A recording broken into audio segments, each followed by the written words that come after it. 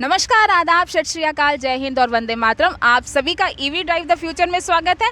मैं हूं आपकी दोस्त और होस्ट स्मिता। आज हम आए हुए हैं मुंडका इंडस्ट्रियल एरिया में। यहां पर कंपनी का नाम है न्यू अरकाना इंडिया, जो कि बाय बाय ई रिक्शा बनाती है। Bye bye e rickshaw Delhi के ई रिक्शा में टॉप 10 की लिस्ट में शामिल है। तो जाहिर है कि अगर ई रिक्शा टॉप 10 में शामिल है तो उसके पार्ट भी टॉप क्लास के होंगे। तो हमारे साथ मौजूद हैं न्यू अरकाना इंडिया के को फाउंडर राजीव तुली जी, जो हमें अपने ई रिक्शा के मैन्युफैक्चरिंग की स्पेशलिटीज़ के बारे में बताएंगे और वो किस कंपनी के स्पेयर पार्ट यूज़ करते हैं, इससे उनकी कंपनी के ई रिक्शों में क्या फ़र्क आया है वो साथ में ये भी बताएंगे। नमस्कार सर। हम लोग लगभग 2012 के अंत और 13 के शुरू से इस व्यापार में हैं और शुरू में सब लोग जो है वो टोटल इंपोर्ट पे थे। लगभग 8 साल 8.5 साल पुरानी हमारी कंपनी है और हमारा ब्रांड है। और परंतु अब over a period of time जो बहुत सारे प्रोडक्ट्स हैं वो इंडिजिनाइज हो गए हैं, बहुत सारे कंपोनेंट्स जो हैं, और लगभग सारे कंपोनेंट्स जो हैं अब वो इंडिजिनाइज हो गए हैं। बहुत सारे वेंडर्स यहीं डेवलप हो गए हैं, चाहे वो चेसी का होगा या मोटर कंट्रोलर डिफरेंशियल होगा, वायरिंग होगा या दूसरे जो मेटल पार्ट्स लगते हैं वो मेटल पार्ट्स होंगे। तो सब वो पार्ट्स यहीं बन रहे हैं। उसमें से एक बहुत इम्पोर्टेंट कंपोनेंट है वायरिंग हार्नेस का।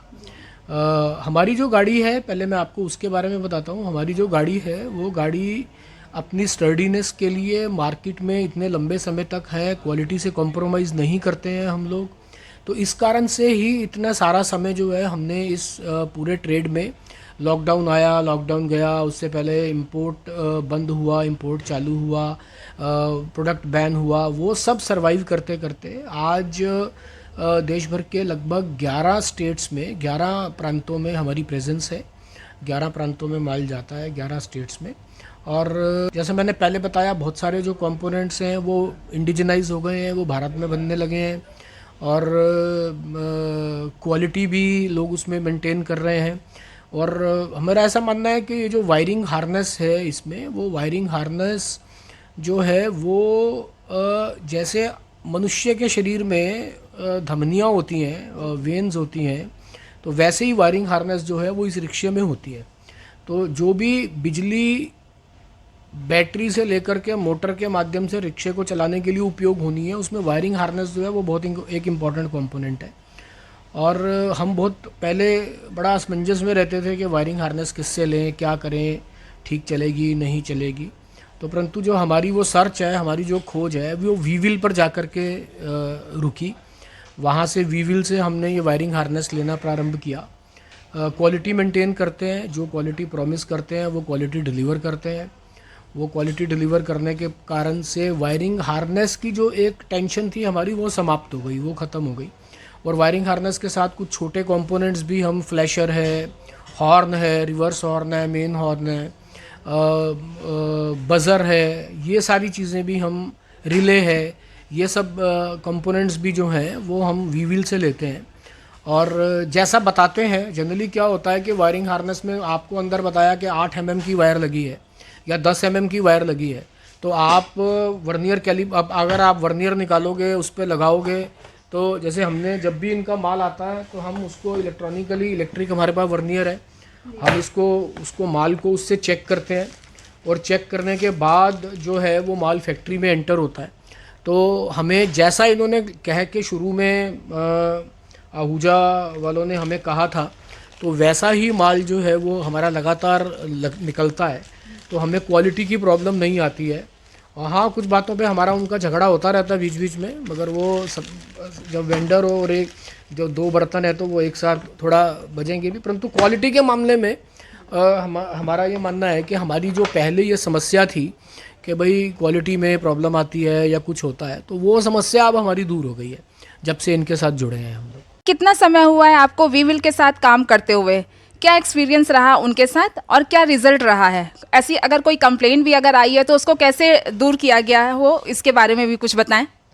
मुझे लगता है कि लगभग 1-1.25 साल से हम लोग वीविल के साथ काम कर रहे हैं और वैसे तो कोई बहुत अधिक कंप्लेंट कोई ऐसी हमने नोटिस की नहीं है, कोई कंप्लेंट आई हो।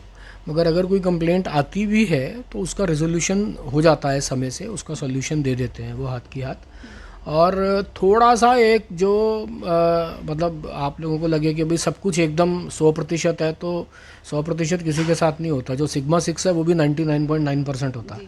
तो कभी थोड़ी बहुत डिलीवरी में कभी इशू आता है, क्योंकि फरीदाबाद से मुंडका आना और पिछले दिनों बारिश के कारण से। बाकी मुझे लगता है ऐसी एज सच कोई टेक्निकली कोई प्रॉब्लम नहीं आती है कि भाई प्रोडक्ट में कुछ प्रॉब्लम है, कोई उसकी वजह से वायरिंग पे के माइलेज पे फ़र्क पड़ रहा है। तो माइलेज पे भी जो फ़र्क पड़ा है तो वो फ़र्क पॉजिटिव ही पड़ा है। मतलब कुछ 2-4 किलोमीटर 5 किलोमीटर माइलेज बढ़ी होगी इनकी वायरिंग लगाने से।